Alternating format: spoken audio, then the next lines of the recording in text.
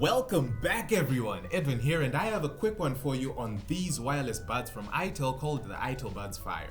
They come as part of the Itel RS4's care package for those lucky few who get the launch spec box with extra accessories. That's the first 1,000 RS4 customers for Zimbabwe, so chances are those are all sold out now.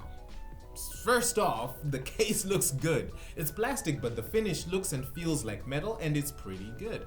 Opening the case wakes up the buds, and pairing them to your phone is pretty easy.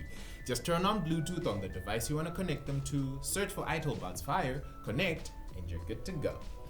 These come with rubber tips, which I personally prefer more than hard shell buds. Those are constantly falling out of my ear. I own a pair of Itel Buds Air, and those are hard shells. Painful. These with the rubber tips provide a great seal around the ear for some great passive noise isolation. Sound quality is great. You get a clear reproduction of the whole frequency range, crisp highs, throaty mids, and a strong low end. The buds have plenty of volume, enough to drown out any of the noises you usually come across. The only blemish in the otherwise amazing audio experience is that above 85% volume, the sound starts to get a bit distorted, particularly in scenarios where you have vocals and a bass line playing at once. The vocals tend to get distorted by the 808s. Oddly enough, the solution I found for this was to go into the WeLife app and switch to the bass booster equalizer. This boosted the low-end bass in a very satisfying way. Amapiano and hip-hop tracks sound very proper in this mode, and the bass is clear and of similar quality to my Sony XM4s. Those who do not know the XM4s just know that I am giving very high praise to the clarity of bass produced by these buds from Itel. It's genuinely that good. It didn't completely eliminate the distortion issue at maximum volume, but it reduced it to a point where only nerds like me will be the ones nitpicking on the last 3% of performance missing from the buds. But in the real world, these buds are solid performers, and you'd be doing me a solid too by hitting that subscribe button. Battery life on the buds without the case is right there with the rest of them at 6 hours of playtime, but when you add the case to the mix, that life is extended to 45 hours, which is above average. These buds support touch controls, and these are located on the stems of the buds. Double tap on either of them to play or pause music or video. Press and hold the left one and jump to the beginning of the video or song, and press and hold the right one to skip to the next track. Press and hold either of them to launch Siri or Gemini, formerly Google Assistant, and if you press and hold either of them for even longer, you switch them off.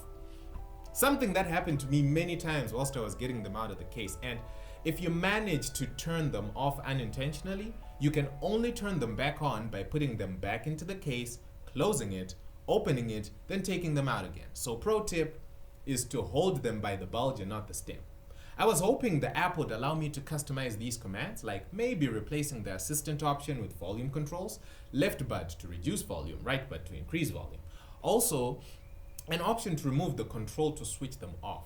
I think most buds users are used to just throwing them back into the case to turn them off.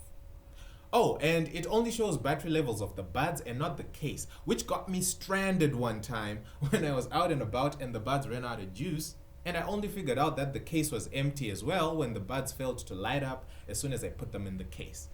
In the WeLife app, you have a few controls for the buds. 4 equalizer presets, some pop-up animation settings, battery levels for the buds, and game mode. This last one is gaming focused. Generally, wired connections suffer less from delay in transmitting data compared to wireless connections. You may have noticed that whilst playing a game or watching a video using wireless earphones or headphones, that there is a slight delay between seeing something happening on the screen and hearing it through the wireless earphones.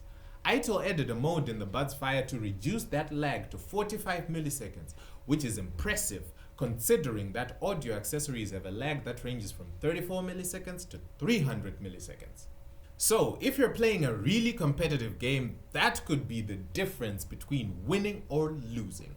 But it's also really useful for people who will be using these buds to edit videos on their phones.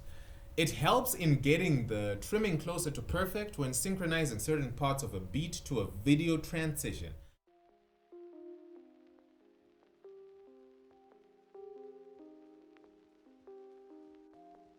I still wonder why Itel made it an option that you can turn on and off.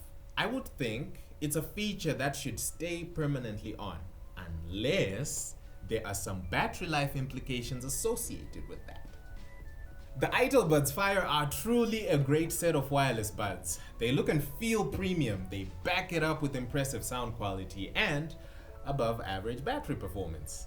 They are top performers, no doubt. In terms of price, they are going for around $30, which is the price range for buds with these set of features. Let me know your thoughts in the comments. Thanks a ton for watching, and I will see you in the next one.